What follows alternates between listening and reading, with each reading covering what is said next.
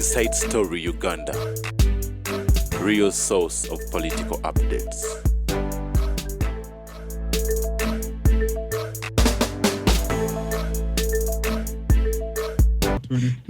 Nindako ndakutulire omusajja nga atudde ku toyi abalongo ababiri baba basonze mu toyi ne bakuba enduulu omuganda akugamba ti okubonaabona si kufa nevaluzi baba batidde ate toyi kalekale naye kabini eya futi 15 bebakonkokako babera kubungenge sawa yonna tugenda naye bekwata ne balemerako genda mu katabo kano n'okuddamu ekibuuzo kiri ky'oyagala okuddamu ennyo waliwo naŋŋambye nti mwami Mirundi leero asaba oleke kuva wano nga toyogedde ku nsonga gy'akulabye ng'oyogerako ku mukutu ogumu ogwa social media oga nti waliwo abalwanyisa mutabani wo ayagala kuwulira kiki lwaki atoyingira mu ntalo z'abaana bankubuulire obanga nakubajja omukazi oluyi omwana ayanana famire abasokola endagala tebanona famire z'amaanyi babasokola enda you fought with your wife nedda nakuba omukazi nze mu kkubo waliwo omukazi omulala gwe nakuba empibbiri akaana kana akogera ku radio nga ba kampana kuba kazaala I don't want to labor nze tonteka mu bya busiru oyo n'omwana namugamba it is a principle in psychology yasoma psychology nendoza ebitabo yabizizikanga bwezizisi mutabani wo junior kubanga singa yasoma psychology once you change society drop your old friends that's the principle buli kasi werinnya tamikwano gyo giri lwaki when you are married taba obadde obeera nabo abawuulu ye gwolowooza omukazi ng'abadde yazika gomesiyo ya mukazi wo ne bagaggawala baagalana ekisoboka yes ekyokubiri omuntu ayagala kumujjukiza gye yava twali fena bwe tuti twali fena weerabire gye wandaba neerabira gye wandaba oba nali musiru ku ssomero kati siri musiru aba toli rude awo no that's why we do nti omusajja bamuyita Makiveri yawandika ekitabo ki The Prince n'akugamba if the prince wants to rule comfortably, he must eliminate those who helped him to get to power. It's only Museveni who does not believe in political assassinations. Museveni Mugezi, he gives you political rope and you hang yourself. Because you know mwana yakola ensobi. If you get a job, nga bali obaddukako, nze abankuba mawulire bali mikwano gyange, Bukedde, New Vision, Bakakandi, bakulu bya baani. Why? I had gone very far. Obayiseeko ni mutabani obamulwana kubanga yabayitako gurupu agite bange nti weeweza okulwanyisa naye ayina amaalo ge ayageri sigwososo okulinnya ennyonyi kati gwolowooza nti abava emaka bakyajjamu omutwe mwopereruufu abantu bagenda emaka mwaka gwa 3 nga gwejjamu engalabiyo kati but you see that's the problem alwanda nani namunne bwe baali oba wamusuzaako bati wamusuza kati is a new person wisdom kaye bwe balwana katwaki tobalika nti enkoko zirwana ataase enkoko agweddalu ono gwembuulira mutabani wo yes. ngate wewerere oli maama fiina yakubasa abavubuka bameka baga nti mutabani wo afumbirwa yes anti kankobuli muvubuka ki atali agadde mukazi amujja wano n'amutwala Dubai n'amukolera pati ne bakomawo ku basidde mumbuulire kuba n'abaya olinga wagira mutabani generation yaabwe yeeyo but you seem to support him generation yaabwe yeeyo so you support it anti nkubulya mukolere ki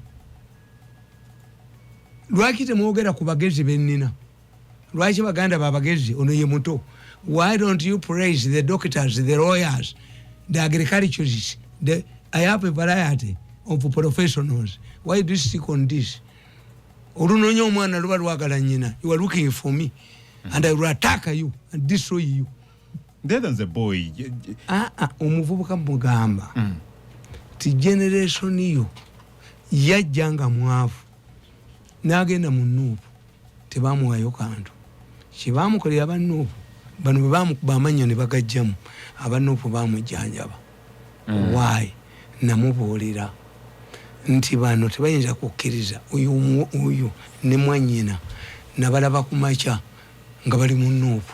Okay.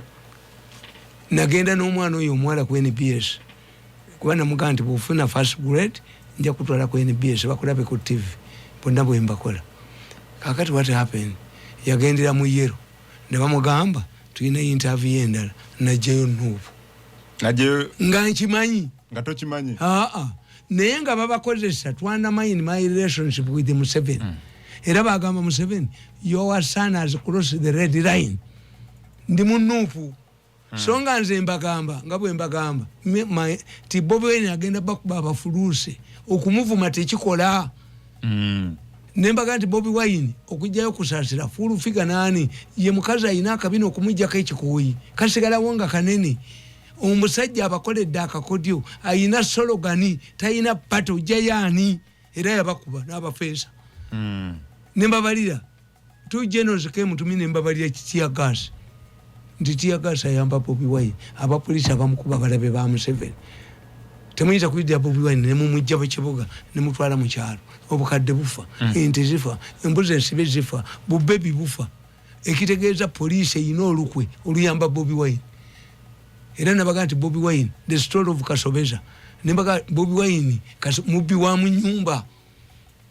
Bobi Wine yafunanga intelligence reports every day. Anjam government. Hey. Bamuwa. Andika nkubuli. Bobi Wine bumubuuze gali honest. Mumubuuze ngali honest. Bobi Wine yafuna message ku simu ye. Ngiriko Mayinja is coming back to spy on you. Nga Mayinja tanagendayo. Najifuna. Yes. Really? Mayinja bwe yajja yamugamba ki? Bamutemyako Mayinja bye yayogera nabo. Bobi Wine yalina intelligence. Nakubira Bobi Wine esimu ne mugamba nti misoge yino ogamanyi. Tie bwogende kayunga bagenda kuttira naga nti amwaweya. Batayiruko. Ne muganda yabakuba bamanyi. Mwenyezi Museveni yakuba ba mafia bwali yako sente zabo naga nkimanyi. Ba mafia be bankuba. Yabali yako sente zabo nadduka. Baatukanyuka kulalira twajja na birimba. Yali agamba bani. Ekyokuba mutabani wa Yohana. Ojasigala ngoli mutabani we. Era nze nabagamba. Ti omuntu n'amala nvuma nti kitange siyanzaala. Okubirawo n'enkota. Omukubirawo n'omutta. Nti nze nafaanana kitange ne mumalayo. Mange ne bwaga nti Mirundi siyanzaala mutwala butabika abagudde ddala. Temugenda ku DNA. Nze nafaanana kitange ne mumalayo. Muki mumbeera mu bikolwa. Alakita yeyo n'okukwata ettaayi Mirundi ng'asaaga. Reasoning. Somebody was asking me. Many people bring their children to me. Omwana nga asome ki? Afaanane nga gwe ne mbaga si byakusoma. Tuyina natural intellect ne tubeera n'experience y'okusoma. Knowledge. Okay. Kibula Museveni abakubye agateebi. Ayina byombi. Museveni alina natural intellect yakulira mu family enjafu. And ekire ekitabo ekyasooka nakikyusa mu Luganda. Sowing the mustard seed. Nebanfitina nsimba akasiko ka kalidali. Kali kawike katono ne kavamu omuti omunene ebinyonyeko byawumuliranga. Mustard seed kasiko ka kalidali kali mu Bible. Wakavunula n'okaza mu Luganda ne bakola ki? Ne bakawamba. Nenze sente nazirya yazimba n'enzirya. Ate kali popular nnyo mu Luganda. Oh. Yes. Bakasinga sowing the mustard seed. Oluzungu ani alumanyi. Kano kali naye neewuunya Museveni ebintu ebi mu bulamu bwange. Yes. Museveni lukusifa. Alengira. Abantu bonna abajja ne bamwereegako mu kitabo kye tebaliimu. Ngani Mbabazi. Bonna tebaliimu. Mbabazi mwali mu katabo. Mbabazi amwogerako mu initial stages. Tiyajjanga n'abeera ewuwe n'akola ki. Ne Kategaye bava bonna ekyamate. Ne tinyefunza amwogerako passing. Besi itamwogera ku mukitabo talimu taina wa mwogererako. I did not I also don't see it anywhere ngayogera ku Dr. Besi. Yes. Oba ya underestimating. Yabamanya before tibwemba wa bajja kwotinga Bible. Museveni lukusifa. Nze nabaga nti Museveni alina ebintu nga bina. Museveni uses reverse psychology. Reverse psychology kitegeezo ina kuba mugezi nnyo okutegeera akola reverse psychology nti Museveni yajja n'agamba yajja mu 89 yali 89 96 abaana bonna mu Uganda bajja kusoma nsoose n'abaana bana basome semogeri naga nti bonna bakone bonna basoma kifuulaani bonna bakone ne beesiye n'akifuulaani bonna bakone ye Museveni bali bayogerako ab'omu byalo do they know the virtues of education nti bakimanyi nti omwana wa nasale asasula obukadde bubiri ate bakimanyira bw'oyogera nti asasula yayagala omwana we agende ku ssomero kuba naye yennyini kye bayita okusoma takola ki ye Museveni bali bapiiringako bali batajetinga si ggwe era kyolaba nti Museveni yalekawo miyingo mu education miyingo amasomero ge byalagira okukola ewe babikola omwana tagenda na mmere tebabikola era Museveni yagamba nti nali saagala baana bawala baana bayizi kutambula na uniform nene banga nti akasajja k'ebusoga gajja kwana abaana geega ng'omuzadde uniform agenda bwerere olugoye lwogula lwa sente mmeka ye Museveni ayina gurupu ye gyakola ki gyayogereramu gwe gyotomanyi etakutegeera ng'ovuma bino tebikola wali wakati yoyo omwana abaana nze ngenda ku masomero abaana bali mu nigina zissa abaana ku luzi eserera buserezi naye ogenda ku ssomero nga bali mu nigina foras nze mu ssomero waffe nagendanga n'engatto naye ng'onaasamba omupiira ozijjamu ate agalenzi agakulu negakuba negazikunjako ate katoyogera gwayambadde katonda asambalana n'omupiira kigere kyobola twawangala nnyo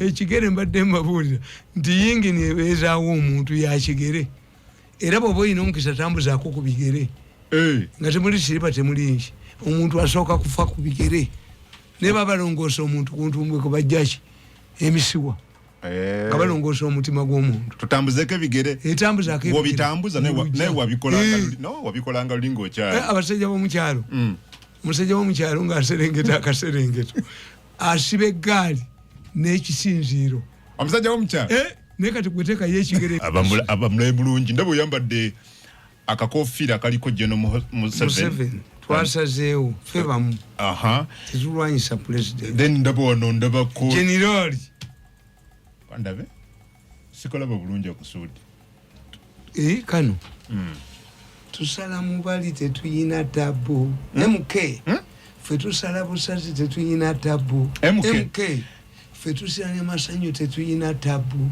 MK tuli mu kwepicha tetuyina tabu MK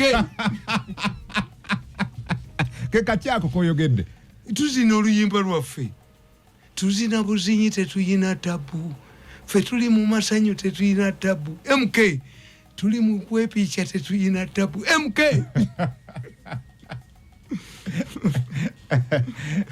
esanyu lino kiki waliwo ngambira nti muzeyi Tamale nga musanyufu nnyo yes no let me tell you mbadde mbanyumiza esanyu livudde ku nti Museveni namusoma nabeera naye emyaka 10 ate nanjagala nnyo kyekyanku no leero oli musanyufu mu ngeri ey'enjawulo toliiga bulijjo yali tangoba mu meetings kakati Museveni akozesa reverse psychology nti akusika ovume ekintu naye nga gwe bali bakikoledde baki bakisiima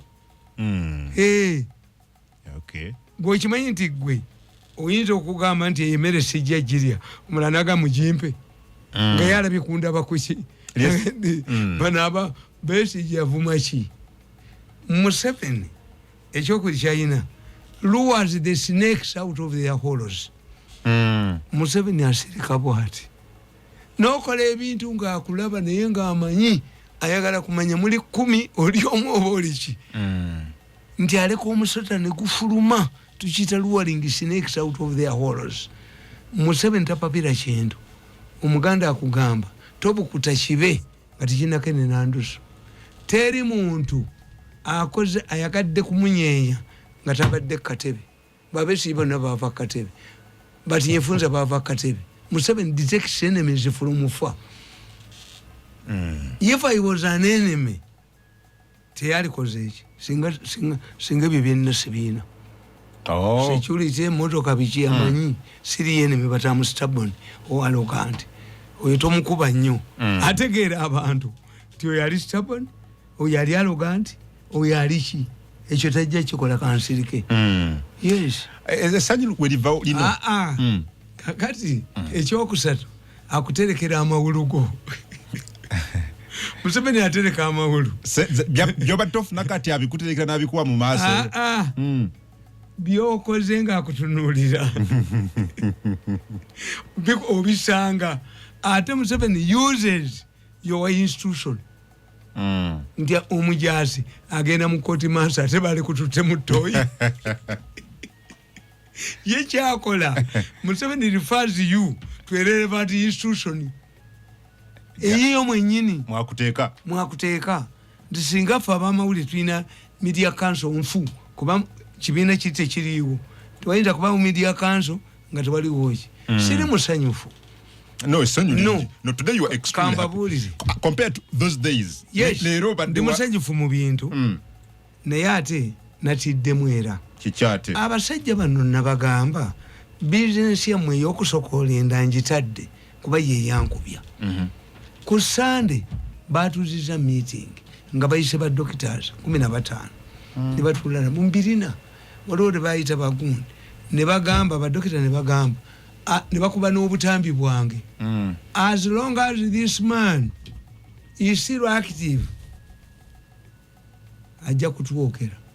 Musajja yabagambye Mirundi will be sorted in 1 week. That's my fear. Sorted how? By this time he will be a district. Can't I make a district? Maybe they will give you money in 1 week. Maybe that's the sorting they are talking about. Sorting. You don't want money? Kino tekikyaddayo okukolebwa muntu omu. Kirowooza ayagala okulya ssente nga bulijjo kimuve mu mutwe. Let me tell you the professor. You don't know the professor. The professor is a highly intelligent man. I was watching when my machines.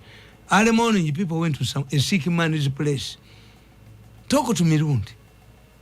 You have been grabbing my money. The professor told them, don't you think that Mirundi knows what we are doing? That we are collecting money for him? Why is he bitter? I'm going to use it for my... I tell you what you ja. Ye bw'abaayagala. Ejjoguli n'olyokolina ku bantu ng'olina kwani. Nze amuteeringi yo. Ekimpangazza mu nsi. Kiri eki?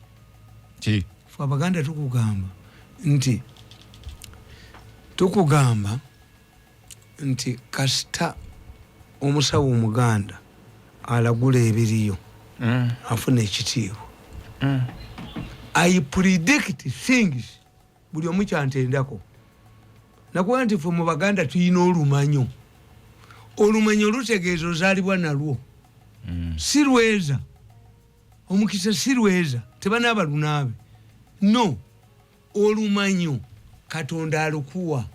Nga Yosefu sekalootera wuyo jagejegeje leero tunamutta katumusole mulozi chekechekeche tinsole mbiye yamulya sekalootera yalaba tebadda chekechekeche n'atumayo Yosefu chekechekeche sekalootera wuyo Yosefu ali mu Bible kwena je tukaddemu sekalootera nnyo kitaabu bye yalaba tebadda n'atumayo muto waabwe Yosefu kozi bamulinda dda bamutte bwe yalaba tebadda chekechekeche n'atumayo Yosefu chekechekeche sekalootera wuyo chekechekeche leero tunamutta chekechekeche katumusole mu luzzi chekechekeche tiensole mbi ye yamulya.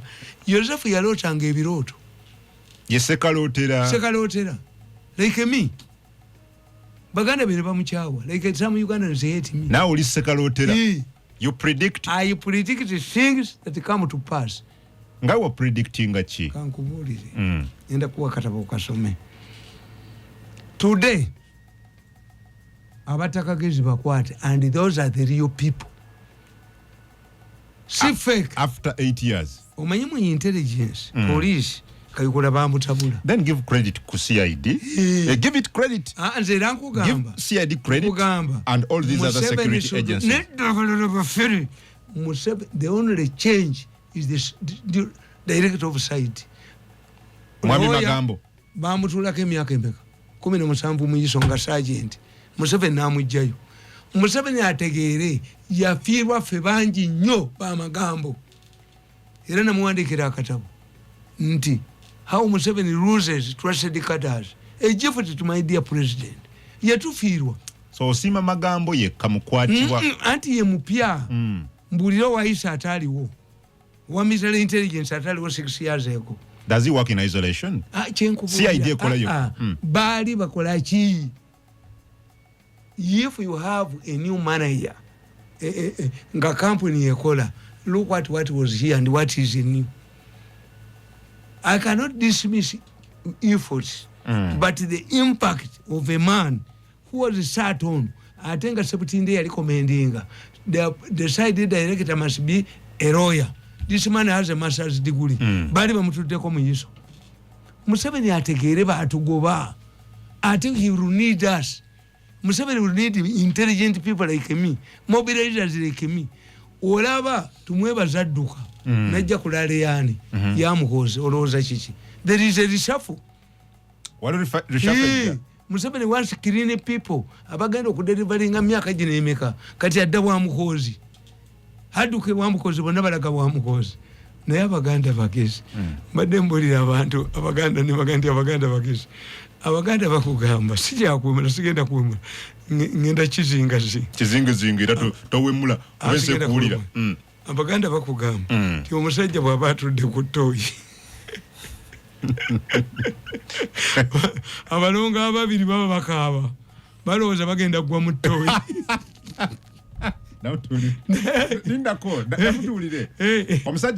Omusajja nga atudde ku ttooyi abalongo ababiri baba basonze mu ttooyi ne bakuba enduulu. Omuganda akugamba ti okubonaabona si kufa. Never lose, right? Baba batidde. Baba ate toyi kale. Naye kabini ya futi 15. Ti baba kongokako. Babera kubungenge. Sawa yonna tugenda. Naye bekwata ne balemerako. Kyobola nze sijogebwa. Ense kwagala by the way. By this time ajja kwage gwani waliko omwavu nawe nkuliza bwavu. Okay. You said they want to make you destitute. Destitute. He can go back. Mbubambala. Mbule sente. At this time mubadde mubasokole nga siriwo. Abasawo baganye. Waliwo yayisa abasawo 15 babiri bebaze. Why? You don't know. Gwichivimu. Mwesi abatamwa. Ayagala iradde mwakole monopoly. Nenzi kyembuuza. Some families must prevail over the members of their families.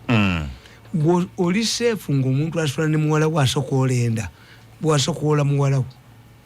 Oli safe nga bazzukulu bw'abasokoola.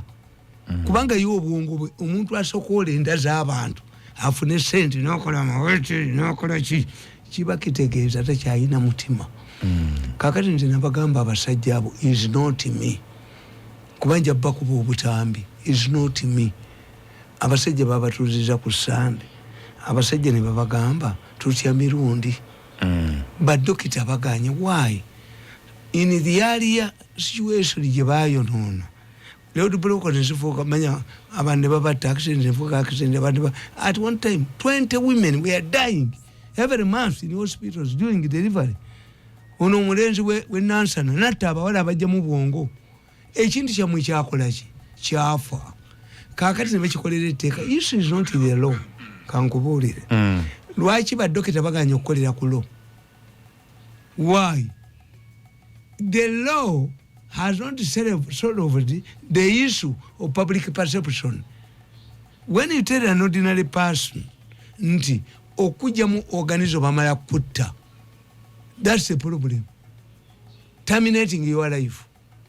Katonda yakola ebintu spare yava muki mu muntu naye ate ebyomufute bikola okiraba nti mujja kutta abantu nga munonya ki spare parts bano kye bakola njali ya days nemba kuba nemba jjawo kino ekintu baali kirizolovinze empola nti one etteeka tolisinziirako etteeka ligamba donation can a dead man donate ogi donate earlier o accident amanya nti agenda kufuna accident tamanya ekitegeeza donation tekola ku muntu waaki state it make the law elaborate nti a medical doctor with a doctor from the person is a family sit down and determine nti omusajja ono bodaboda emwasiza omutwe omuntu wene motoka emutomedde amagulu gonna abuliidize but inside her body or his body mulimu variable ki asset ki kakati what do you do oyalowooza nti ajja kirya yekka tajja kirya yekka takyeddomu nono munno asunza omutwe atagala yesu eriemu now that Ugandans have known ti omulambo gulimu ki assets musharinge government would create a company nga company eyo ekoze sharing ku international market omutima gugula sente meka nze magamba $7 ensiga gula $5 obusumi bugula sente meka $10 omuwala atanafuna bulwadde bwonna ngali wakati mu myaka 16 na 24 reproductive system ye bwasalawo gitunda ojikuza omuzungu yazaale $7 million mumukyogere ku open market naye nga abantu bamaze okutegeera obwayise tebuyoleka that's Muganda. Muganda tells you if something is powered on the ground tokizayo mu content yakyo nga bwe yali njuba yakyogera ku Bwakabaka katono bamutte mukyala njuba yabagamba mu 86 Obwakabaka bwe mwagala obwakintu tebukyadda buno bujja kuba reform li katono bamutte bamuvuma nti avumye Obwakabaka yabaga nti obwayise tebuyoleka that's Muganda. Luli mwakolanga kivandulo kati okujjako nga mugenda kukwata abantu mubakidnapping mubatte mutwala organize mumujjokola now that every Ugandan has known it is carrying variable assets mu mubiri gwe temukyazibba anti abantu bagenda kebera omulambo ng'ensigo bbiri teziriimu bakwate emikolo amajambi balumbidde kawempe n'ekiruddo abantu bazisonzemu olunwe n'abasawo mwali bajjeeyo. Njagala kujja nsimbi zino bwe tukomawo ngenda kwanukula ekibuuzo kyo na politikitinga ki yes era nzikankubuulira any government that will come to power will reward me. Reward you? Nabayamba road block gonte nabagobera abatemu abali basokola endaka buli omu abatya no newspaper baba twala mwayishisinga ne babagamba if we want us to help you abayishishi bali millions of dollars if we want us to help you reduce the activism in Uganda ne bagala okunzita nga nze activist kama Uganda kuba no wange bamutta ne mukazi wange ntulyo abasajja baninga singa benyondo kyovala ba option yabo dispute. I cannot be a dispute. Can you allow me to be a dispute? If Museveni is honest for what I delivered to him, can he allow me to be a dispute? Government go. Amanyi bode babiri mbaina code data. Ate data yabale mo kozi yako because of the arrogance. Njaji kuba mulundi kumu olabe bayingira ebinya byemezi ngobina bushikote bweru because of the arrogance. How do I feel when somebody I saw you when you were saying this man must be a district in his, before we start our business, he must be a district. This man, if he wants money, he must go to must sete kitanga yasija wa mwezamperera kyechinyiza chodo bwe yogera obujozi nange nkambuwala taina mu kintu na kimu kyo very arrogant man very professor chesa with that arrogant man He took my money recently and came back laughing. Katono nnyo. Chachi, him away. Katono nnyo kakano mwami He should not come back. Kakano. Mugobe, Professor go back. Tano mukaga kafunisi mu 2-3 tumalirize. Kasudiro kanyo kasu. Kakano nkansomeke dakika 3 kale. Yes. Waliwo nawagamba. Never na abana. But again, I'm not a pushover. If I want to help you, I can help you. Naito kola lukezi. Dispute and ndasikufola dispute. Tomwapo zisikuapo. Kansoma katabu. Sudil and Bank of Uganda, the Chijonjo market. Ndabaka ekifaananyi ky'omugagga Sudil, ndabaka kaseffuliya wano, Sudil ng'akutte omulawo n'ebinzaali mu ngalo. Mukaseffuliya ndaba mutuddemu eyali governor bank enkulu eya Uganda omugenzi tumusiime Mutereere. Ataddeko n'obunzaali. Obunzaali bubuno mbulaba bamubutaddeko. Okay. Akati somewa wana wagamba watya mistakes committed by Bank of Uganda oyagala ntandikire oba mafia hallmarks in Crane Bank soma mafia. Okay. Bagamba mbu banka yasuli yakudirwa maka ya muwalawe amataka kapa kasula omugagga. Mafia hallmarks in Crane Bank saga. Noja nogamba the public was able to smell and detect the mafia this time. I once witnessed an incident where a man who was having sex with a prostitute managed to identify the voice of his wife, who was also enjoying sex with another man, in what is casually termed as an away match. Conquered by rage, the man broke the door, and as sure as death, his eyes fell on his wife. Similarly, in the Crane Bank saga, there are glaring hallmarks of the Ugandan mafia. Mafia is known never to discuss the real issue. This is what they exactly did. The real issue would be, if a commercial bank collapsed, who must take responsibility? In this case, the responsibility of monitoring Crane Bank solely lies with Bank of Uganda. However, this role was not highlighted. Let's try to compare Bank of Uganda to a secondary school. If a number of schoolgirls fell pregnant while at school, who would be responsible? Is it the girls or the matron who is entrusted with their protection? In my opinion, the parents and school authorities entrust the responsibility of protecting schoolgirls into the hands of the matron. And therefore, in case of anything, the school authorities and parents must deal with the matron first. However, in the Crane Bank's case, unlike any other mafia-sponsored deal, the blame has been shifted to Sudhir Rupaleria, tarnishing the name of their target in another hallmark of the Ugandan mafia, which is done through the use of media to discredit the target.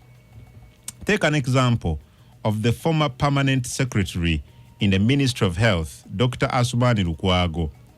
He was subjected to negative publicity before he was removed from office. Sudhir was also subjected to negative publicity. Newspapers were awash with photographs of the lavish wedding ceremony of his daughter, and it seemed all was well, including the management of Crane Bank. I posed the simple question: if Christians entrust their funds with a church treasurer, but he goes on to buy a Porsche car for his wife, when do they come out to question whether he's using their money or not?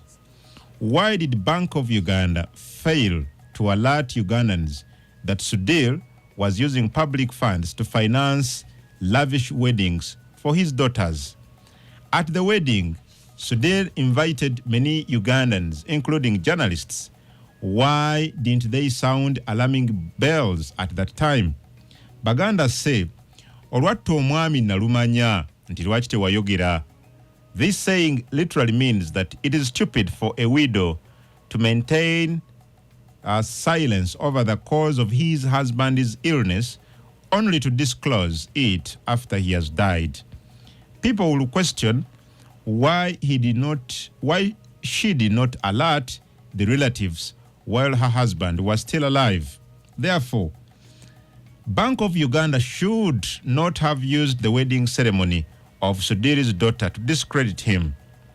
Why didn't they intervene before his daughter's wedding? In addition to that, Bank of Uganda came up with a list of lawyers lined up against Sudir. The central bank had allocated 15 billion Uganda shillings for the job. This also exposed the real intentions of the mafia outfit. Legal costs are normally calculated after judgment of the case. On which basis did Bank of Uganda determine this figure even before commencement of the cause? Tuja koma mwami Tamale. Me okitegede. Dashika big. Kakati koti yalageddechi. Ne kureni banka building zizo nezi badete zikola. Bank of Uganda agenda zisasula. You. Okay. Nenga akakazi akakolanga ebintu bino. Avugule webuti. Okanona yo. Nokasimba omutayimbo ennyuma. Nedda. Nokababulanga embizi. Yes. Tusobola kukola ekyo. How much are you going to pay? Abom Bank of Uganda baga tukagobye nga kali wabwo kali ya sente. Mukayolo masasi ba. Ku radio 4 gangubuli. Omanyi abayina assets bakwata sente zonna. Osala mu banka yabwe y'abazungu. Nechi nembabuuza nti oluwombo lubabbiye mu nnyama ate tukotya okulusumulanga mweri. Radio 4. Sebo. Ngano ketako ba masasi. Amanyago nejo sinzita. Alo sebo. Ono sai muri katile diwa de kulenga tungu. Ebulenga. Ono ta pale kuna msiza. Ndio kile utagwa mbezosa. Kana kwa pale kuna waliwa kamigo batinga. Okay. Kungu, thanks for the program. Brian Chigumbada Mwebalenze, John Makeriwero, Kungu Webale Gonzage Wakiso. Webale waje? Basula banks. Assets ne basitwala. Ye poverty je mulimu. Kati. Beto kwanto ka bugulu woman. You said a bank on the phone. Hello. Wale kueleza. Amanya nijo sinzide. Anotumba avandi mukiri ushangwa mangandi mugende. Mubende yes. Tamale katonda mutuwangalize emyaka emirala nga 9. Iyi kujali nabongereko 9 ku nkaga mu 8. Tenda kuba tusomesa bingi nnyo. Okay, wewe barage mu Tamale abasomesa bingi webale. Hello gwasembye Yosebo. Kale ngole kutuweleza. Semba ya nyono. Ono manda tole ngandi oro chat namuli. Yes. Omukuru bana Tamale mudi kutumira James. Omanyi mtajje wange nnyo Tamale mudi bana mwagala nnyo. Okay, webali kwagala mu Tamale. Kungu Kungu yeserebu wange. Nyongedde ko muyigidde ko binjawa. Bane nkumala gugumula. Wangala. Manager Kalyango webali. Ba tajja kunsoma bagenda mu kyala nga fijiti. Gwe sijja kwafuwa. Omusheshe Brian nawe. Sijja kwafuwa zakwe. Kale nabalo. Lena akajeko mu nyumba. Tuddemu nga tuzemu. Emando ejirumba yarumba emando ke Adam Kungu. Munyabaze bagamba. Tusinkane kusanyuka TV. Katera mando antinyini sisa akayo kaliba kalijo. Tusinkana myaka 10 be aliyebwe mwalo nakule yankubira mu State House.